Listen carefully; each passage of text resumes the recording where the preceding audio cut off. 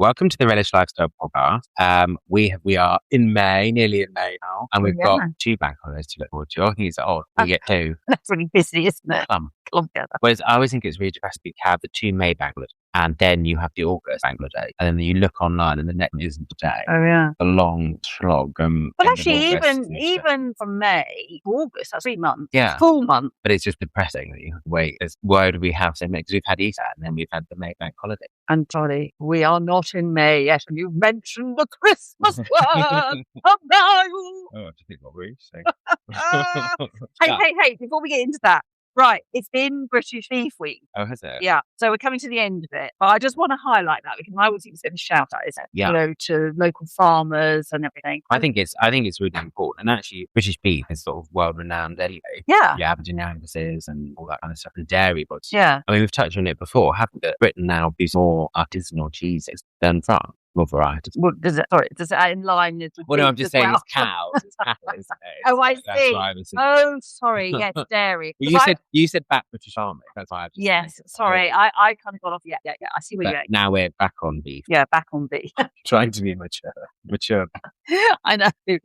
But I was thinking about, because, coming now we are, well into spring and warmer weather and everything. And I was just thinking, but beef is still... Well, I think most meats go through, we always do like lamb in springtime and everything. But as we go into barbecue weather and all that kind of stuff, rather than like beef casseroles, I think you move from what into beef joint to like things like burgers. Yes, that's a good word. Kebab. Yeah. Like a kind of coffee. Yeah. I don't know. Yeah. I think also there's a lot of the dishes, I guess maybe because beef is quite synonymous with chicken, where it does feel quite a windjord meat to you because it is heavier. It probably does have quite a lot more flavour. So it probably just lends itself kind of casseroles or, sirloin of beef, that kind of thing. I also think people are cooking differently. I've noticed particularly in the supermarket, where there are no longer like butchers or counters, right?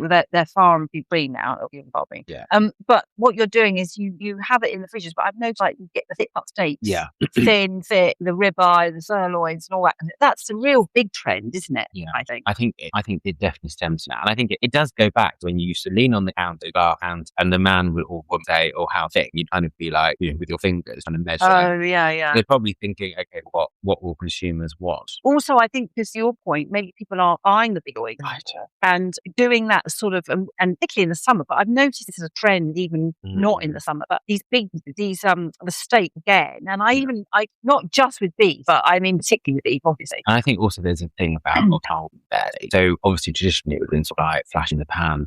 I think more people are kind of trying out different ways. Yeah. And I think also you can barbecue it. One of the things I've always had, I've personally had beef, is you buy a steak and people go, I'm going to barbecue. God, that will be charred within about 15 seconds of the fat, and then it's too much. As if you've got a thicker one. Yeah. Actually, I can sort of get that. Also, I have, if I don't eat as much red meat as I used to, in a way I don't, but those really thick sirloin steaks, and I do love the sirloin ones, but they're good for at least 2 meals, if not more. 2 people, yeah. We've done it, haven't we? We haven't. We've had it like, you can still do it like with your vegetables and a roast potato. You don't have to have it. All of it. Yeah, exactly. I guess the option is then if you don't whether get that, you could throw a couple on the barbecue, or you could, I suppose you could eat, I know it sounds naughty, you could have fed them on to kebab. I don't know. Well, you could, you put them up. Yeah. Sure. But I think, I do agree with you. There's a event of like, I'm going to sneeze. I'm sorry. No, it's on. No, it's not. No worries.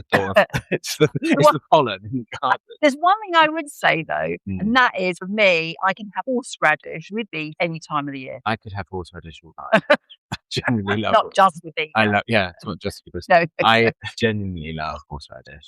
I particularly like horseradish. We are going on here, but with oily fish. Oh yeah, no, it is good with macaroni. Yeah, absolutely delicious. It just elevates it again for me. But back to beef. So the British farmer. So all I was going to say is, so as we're going into summer months, steaks are great for if you want to barbecue them, but you can slice them up, stir fry them. Beautiful. They don't take very long at all. I think that's what did I say? No, stir fry. Yeah, that's what I mean. Yeah. So, I just think suddenly beef is more convenient, and it's to eat and cook, rather, not eat, cook, when you have it in those sort of portions. And I would also say, I think beef, just point out, you don't have the same thing that you have with beef. You can't really undercook.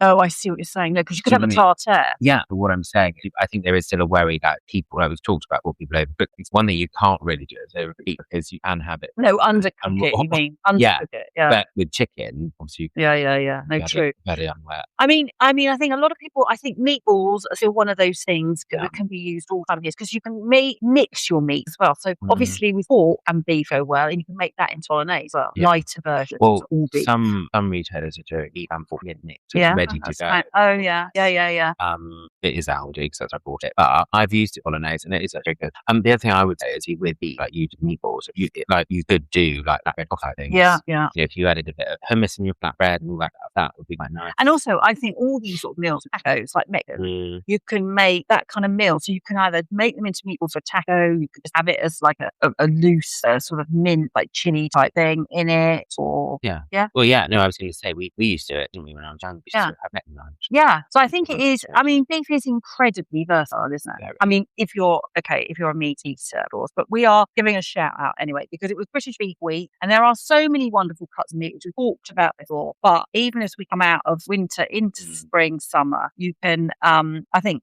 beef still stands there, doesn't it? I mean, you can still. And I think it nice depends. flavour. I think it also depends meal. what you can serve it with. Because one of the classics we know is beef filling. Yeah. But actually, you don't have to then serve it with roast potatoes and no. You could actually do beef Wellington with like a nice salad or even like rice or I don't know something different. Yeah. You don't need to make it because actually the paste is very light. It's not like you're. Well, if you do something like a steak with teriyaki, you can make it very Chinese-y, which makes it lighter, and you can serve it with things like pak choys and stuff. It's delicious, So I think, anyway, just that was a shout out. Yeah. The old British Beef Week. So and obviously with beef, it can take quite a lot of pep in terms of the wine. Well, oh yes, we can talk. Yes. So obviously with the kind of, I would say that probably I know that you can make whatever you want going through well. Yeah. If you want white wine with your beef, I can't. But I would say that probably red beef would be the one time that I would, because I'm more of a white.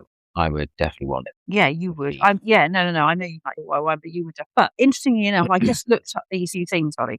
So it's the fat content. So if you're eating something more like ribeye, wagyu, even sirloin, and you don't have to eating the fat, but obviously the fat gives it the flavours, and that's why they're so delicious. But interesting, I saw that the fattier the steak, the higher the tannin needed in the wine.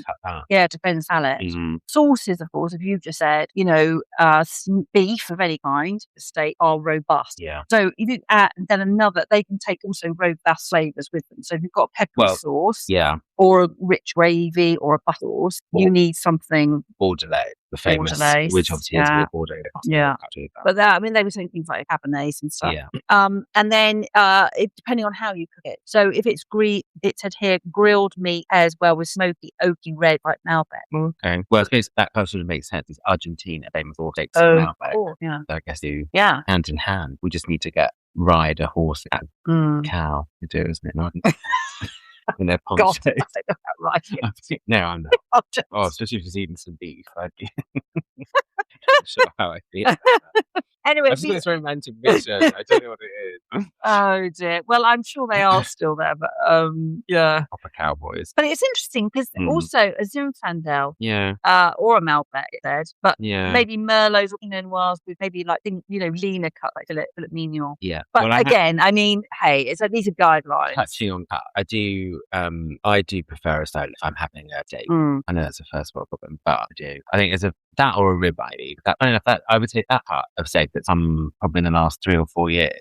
This ribeye pattern just come through. I don't know if it's because, like a lot of things, all the others were getting quite expensive. We're like, we're going to let you ribeye. That's cheap. But I just think the marbling and that around that just give you that beefy flavour. There is flavour in them. Whereas fillet, and I know why you would use fillet if you were doing, can't think of words around my head, carpaccio. Oh, yeah.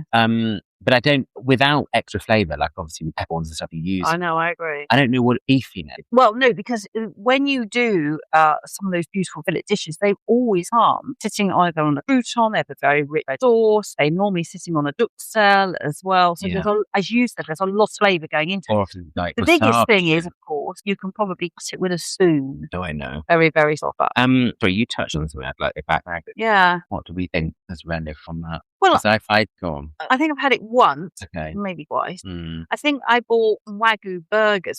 Was it you and I? I don't know. I don't buy burgers very often. I thought I'd try it. I wasn't overly I have impressed. to be honest. Maybe I just haven't had a good bit. I feel like at the moment, everywhere I'm going, even in retail, it's all Wagyu this, Wagyu that. Well, Or Wagyu fried. I think that's one Wagyu roast potato. What? Yeah, the fat. And I was like, I think we're I going. think it's still beef fat. Yeah, well, it is. But what I'm saying is, when I've had it, I found it quite fatty. It is fatty. It's marble. Yeah, and obviously I know that That is they're the sort point. of, Yeah. well, I don't know if they are, but also certain foods or they have a diet. Yeah, Traditionally, it's a very good milk and something and something else. but I just don't know what I get. It's just quite interesting because obviously Have you tried any? As a great taste like?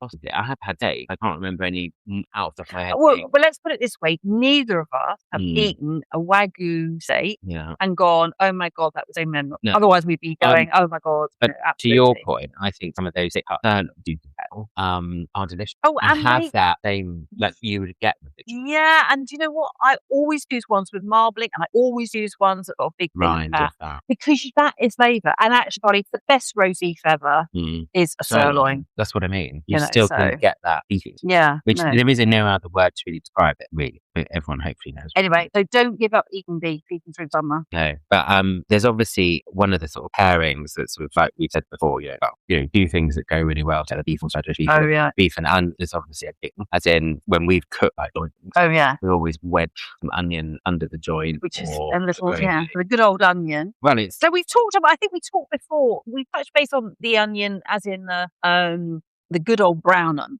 But actually, I always think red onions and shallots. And I was thinking the other day, well, what's the difference? You know, why when they go, oh, you must have shallot. Now, we cook a lot. So we do know the difference. I definitely know between red onion and a shallot. But sometimes I would argue, like, if you've got a small brown onion, what's that difference? Why you can just use that as, you're using a shallot. So I kind of looked them up a little bit because you kind of know it, but you don't know it. So brown onions are sometimes yellow onions as well. And they're this all rounder.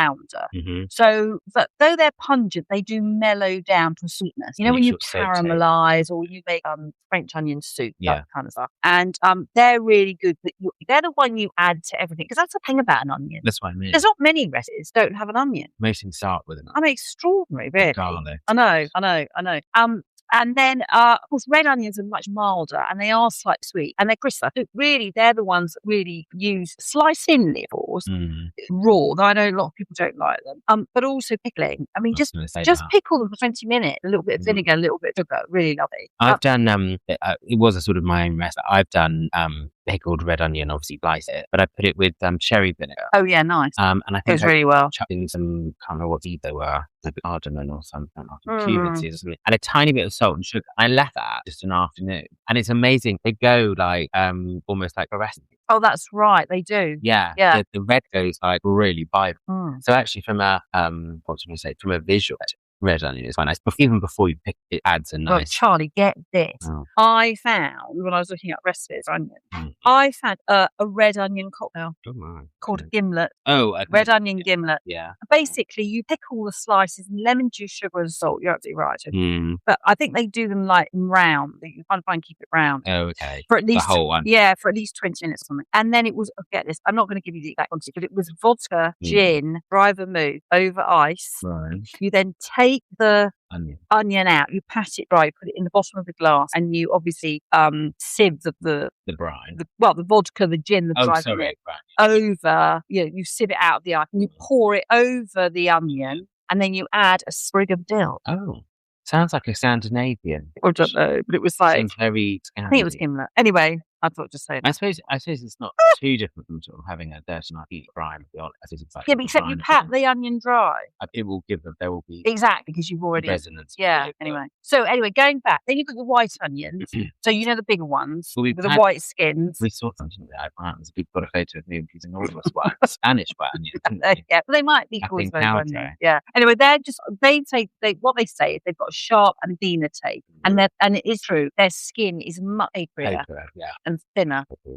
And also, what I didn't realise, they have a high water content or a higher water content, right? And they're quite often used in Mexican dishes like salsas and stuff like that. Less kind of peppery like flavour. Yeah. A bit milder. So then we come to the little shallot. And basically you use those because they're milder and sweeter. And it says more nuance, really, than onions. Well, but the other thing I would just say with shallots is you do get banana as well. Well, it's the same thing. No, I know that. Because some of the smaller ones I quite like banana for the reason. Yes, and it says a lot of French. But you might use those in sauces where you don't need it quite so like onion. Well, the word for shallot is almost an invented lot.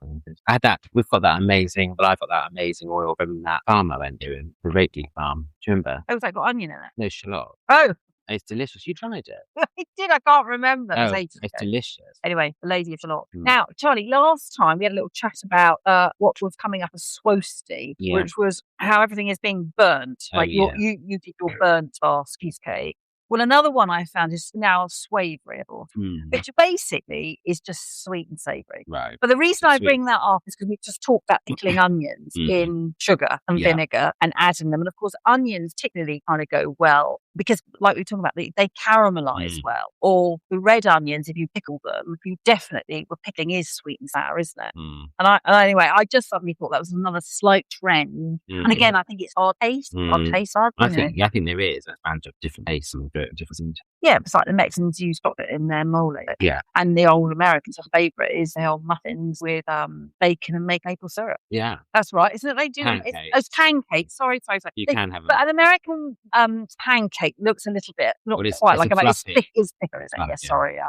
It's got raisins. Yeah. But no, it is an interesting thing. And I would say it's definitely coming through. You're seeing it in things like, well, I don't know, just the way people are serving things, like even with this hot honey that's coming through, we've talked about that before. But it's interesting the uses that people are using it, and they're putting it on pancake, on meat. So it's quite interesting. We're getting kind of confusions of taste. Which takes me back and Charlie, I'm going to shout out Delia. Oh, yeah. She says in one of her books, one of many, I think all of them, she says... I'd be disappointed if you had. No, listen, but she says something like, and this would have been the 90s, early 90s or something. Yeah. So she says she never ceases to amaze her how she finds something new. Right. And this was an onion recipe. Oh, right. And this is you take a big onion and you slice it down. So take the ends off, you slice it, keep it into the string so you get the skin on. And bless her, you oil it and then you season it and you put it under a grill. But she's very precise about how many centimetres from the grill. Not that everyone's grill is like, of course. I know, exactly. Don't all have these. I know,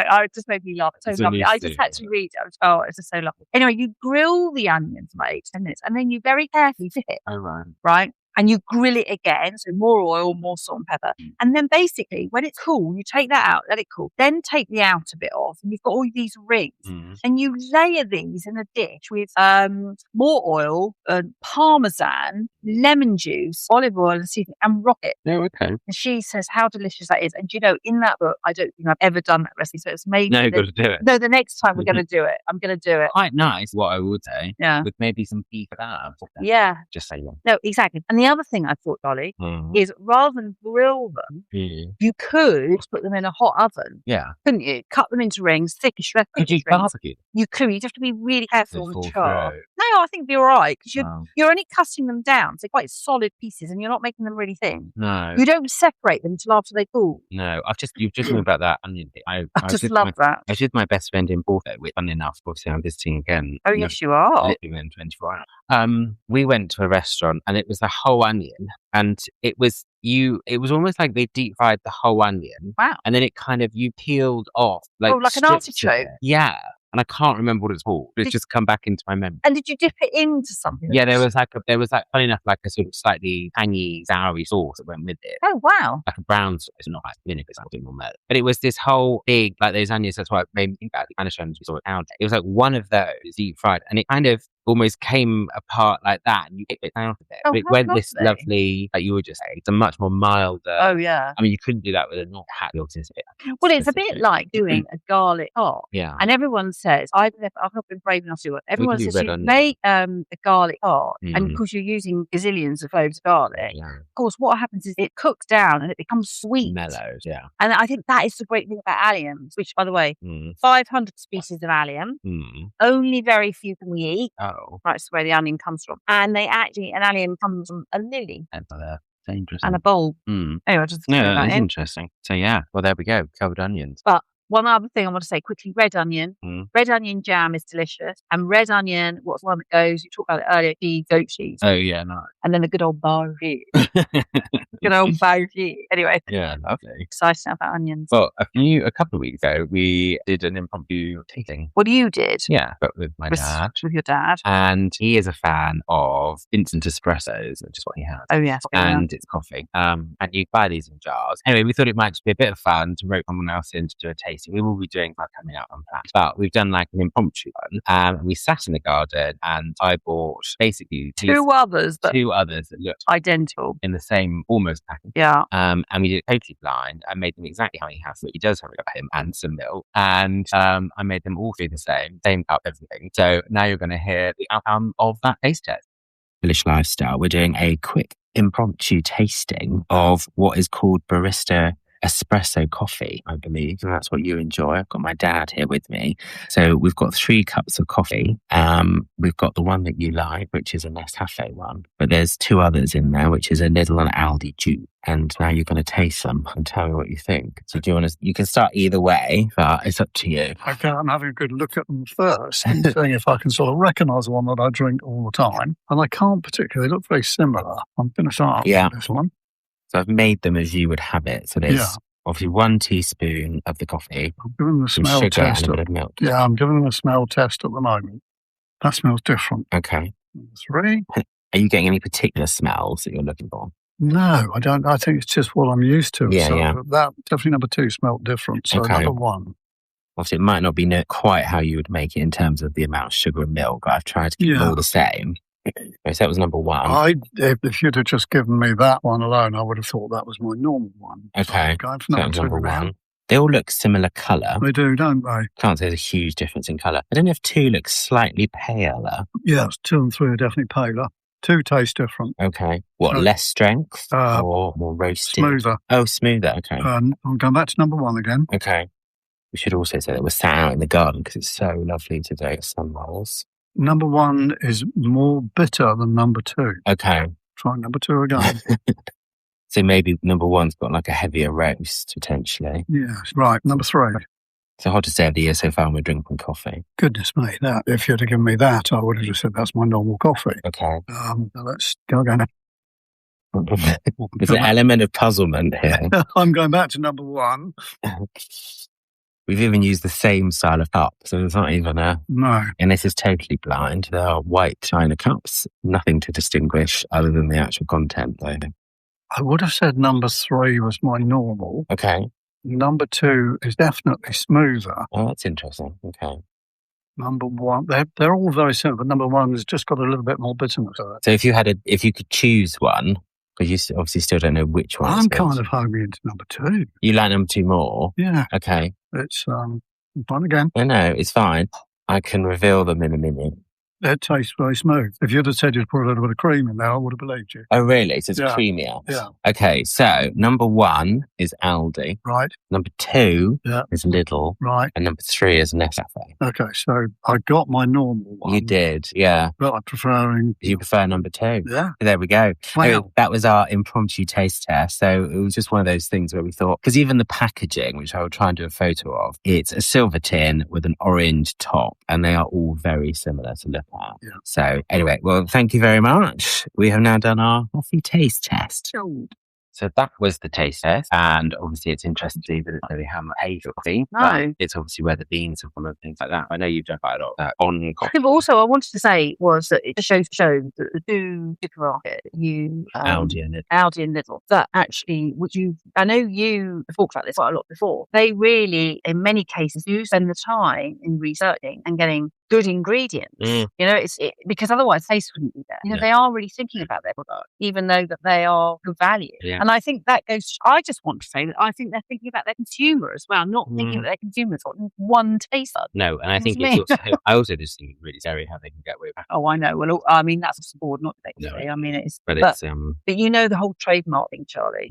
Not going on too much tangent, but it's a nightmare. Yeah. And it's so costly. So that's why most of them don't bother pursue it because they can't. If they blatantly put their name on it, that's one thing. But the whole thing is a litigation nightmare. Yeah, no, anyone who talked about that, having been in the beauty industry, honest to God, it's terrible. Anyway, yeah. So interestingly, in coffee. It is been around for a gazillion years. It was originally discovered in Ethiopia. Right. Yeah, and then apparently it started being traded as early as 1400. Oh, okay. It didn't come to Europe until about the mid-1850s. Yeah. And it was the Dutch who cultivated coffee in Indonesia, which sort of broke the monopoly, if you like, the rest of the world. Which you can still get into. Yeah, exactly.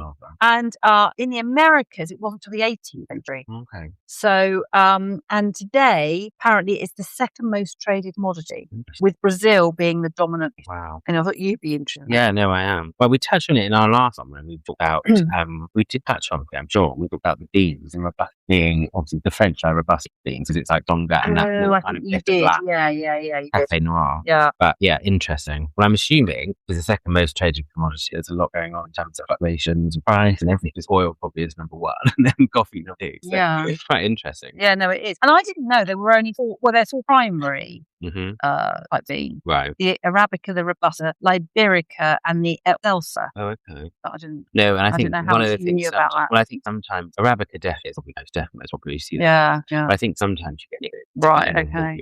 Yeah. A bit like wine grape then. Yeah. So they mix coffee beans. Oh, interesting. Okay. But And I actually think a lot of these powdered ones that you just taste it. Will probably be whoever and seems to they try. just mix them up. Well, I think the other thing, we spoke of, that kind of Nescafe Gold blend. Oh, yeah. It will probably just be, I'm sure they will say it, whatever. But I expect it to be whatever being the time. Yeah. Necessarily No. That would be wrong. No. So, Charlie, you said to me a long time ago about certain coffees and how they are processed. Oh, yeah. The decaf. Is it the decaf? Yeah. Particularly? Decaf. I mean, basically, because we think it's so healthy. And it was funny because I used to have decaf. I always, if I had more than one or two, it would make me feel a bit sick. I never really knew why. No.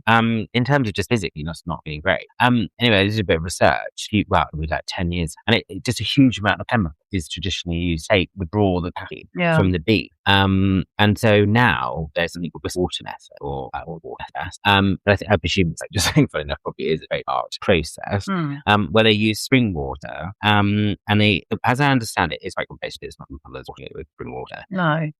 They use the water has green coffee extract in it, and basically through diffusion, somehow the caffeine seeps out, and you're left with basically beans with 99.9% of caffeine. Wow. But it doesn't use any chemical. I think that's very similar to so many things that are low fat, low sugar. And, there's such a big thing now, and we should do a whole podcast now, actually, but about overly processed food. Oh, 100%. And that's food and drink. We all think we're having something that's healthy, and this friend comes along. But actually, the process go into reducing that. We know that a lot of things, when we went through that whole period of low fat, to get low fat, the processes are enormous. And quite often then they've got high sugar. And we've talked about this about vegan, vegan food processes. You've said to me before, having a vegan friend that, you might buy something, they go buy the equivalent, and theirs has got like 50 particular ingredients in it, most of the ones you don't want to be eating. No. Because that's what they need to be ate. I think we've had vegan in Britain. Yeah. I think we're seeing a definite decline in, probably since 2023-2024, there's definitely a decline in the vegan. It's just not healthy. Well, vegetarian, fine. Vegan. Well, I think you can be vegan, but you don't want to buy something that's made to be vegan. No, that's true. Actually, that's very true. Yeah. Everything can be health moderation. Anyway, sorry. Anyway, so it's really interesting saying about the decaf. And it was funny, Charlie, because as you know, I haven't been drinking beer for about 30 years. I just thought, I just found it I don't know, because I was an espresso coffee drinker, and not lots, but I like taste the coffee and I enjoyed it. But I just felt like I just didn't need that extra hype or booze, because it does. And so I did drink decaf for a while, and it was a particular time I was drinking it, and I drank one, and I felt really nauseous. And now I know why, but I didn't know why at the time, and so I completely stopped that as well. And so I don't anyway. But it's only recently I have come back to it because there's a lot of benefit in drinking coffee and the caffeine. Good stuff. I think particularly in the mornings rather than late at night, as we all know, it does heighten your sort of system and give you that boost. But it has, it's got all sorts of stuff in it. And it's actually good for your metabolic health And it can actually help chronic liver disease, things like that. So randomly, be. because you think maybe, I don't know, I didn't associate that. No, I think it is. And obviously I was very lucky. 2 Christmas ago, I got an espresso machine. We'll give a shout at Sage I think. espresso Yeah, good machines. And it revolutionised kind of how I have my coffee. Oh, and I love it now. So and because of you having that machine, not me giving you the machine, you were grinding your own beans, making great coffee. And I suddenly was brave to try it again because I love the smell of it. And it wasn't like I didn't like it, but I just didn't like the whole thing. Anyway, so now I so look forward to it. And occasionally I will have maybe like cortado, or something like that in a very good house where the coffee has been ground. And it's really no, I agree. But anyway, I think it's a really nice. It goes back just spending a bit more time, like we said, relishing food and drink and things like that, and actually going through the presentation food in the morning. Yeah, it's definitely worth it. Just pouring boiling water and some granules. I know everyone's time poor, but actually, if you just spend a couple more minutes, even with a cafetiere or a mocha, the ones on the stove. Yeah. It just gives you just a much nice coffee. Well, don't you think? And actually, no more expensive. No, but don't you think it's the same? Like we talk about, like cooking. It's that sort of therapeutic sense of chopping, stirring, tasting, and the satisfaction of getting something delicious at the end of it. I can probably go from finding beans to finish coffee with my machine, which is not, it's not that complicated. 3-4 minutes. Yeah. Oh no, I've seen you do it. It doesn't take long. No. But it tastes so much nicer. I have to say though, sometimes I get my little coffee, and I'm out and I get it, and then I do drink it. Relatively, I think, I've drunk that now. I know. These, I do enjoy them. I don't have them that often, but I do enjoy them. And when definitely need a boost, it's useful taste. I'm quite looking forward to being back in Portugal because obviously they have their sort of, I think it's sort of pingo, which is kind of it's basically the shot coffee in the bottom and then the same volume of milk. It's like a milk breast. Yeah, and what is it, like €1 or 90 Yeah, cents? like euro. And they have that with as I call it, a pasta de marché. That's sort of breakfast. Yeah. And but I love that kind of the small coffee, little pastry. Okay, stop. And, they will stop and do it. They don't really carry it and do it like we would. Buy a coffee and walk around. They definitely Yeah. Mandaria, and they sort of have almost like a wine bar, like a bar we'd have in a pub. It's famous too. Nice. And they get their little coffee, get their pastry, €2 or €3, do that, 5-10 minutes on their way to work. Yeah. Well, I do love that ritual. I want some video of you doing that. Well, hopefully. Now, listen quickly. There's a new trend at Ribeye. Right. Have you heard of it? No. Yeah. Right. Okay. It's from the Philippines. It is a native purple yam, right? And they've been using it for thousands of years. And but it's kind of hitting a trend here. Okay. And it's sweet and mellow, and it's got like a very delicate vanilla flavour. Oh, nice. And now it's purple. Right. It's like in colour. Again. Visually. And now it's showing up in coffee shops as I think Brett started with an ube brulee latte. Sure. I know, and then we got iced ube matcha latte. But anyway, I just wanted to say, I know, because this goes seeing some of these trends. This goes back to the Wagyu. Are we reaching like heat? I know. What else can we do now? It's purple. I'm not sure about purple. I don't want to purple. I don't even like sweet potato. No, I don't. No, what are those? Rose potatoes. What are those little potatoes that are purple? Rose ones, haven't they? Rose ones. I can't remember. It was an old. Oh no, violet. Violet potatoes. They're an old variation. Yeah. Britain, I just. No, from America.